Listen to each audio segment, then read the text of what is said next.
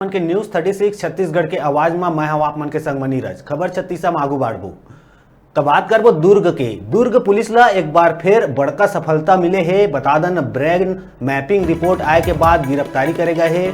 बतादन के बहुचर्चित खुड़मुड़ा मर्डर केस के मास्टरमाइंड एक महिला आरोपी निकले है जेकर नाम निर्मला बताया जावत है। और पति गंगाराम, पति के दोस्त महाकाल, पड़ोसी और रोहित ला पुलिस गिरफ्तार करे है।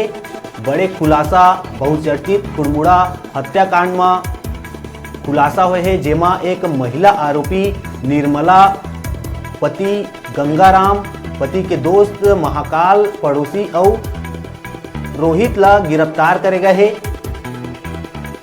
बता दन के 21 दिसंबर 2020 के रोहित सोनकर माँ दुलारीन बाई और पिता बलराम के लाश मिले रही से। सूत्र के मुताबिक अवैध संबंध और जमीन विवाद के चलत सामूहिक हत्याकांड के घटना ला अंजाम दिए गए रही से। और दुर्ग पुलिस के देर ही सही लेकिन बड़े सफलता माने जाए।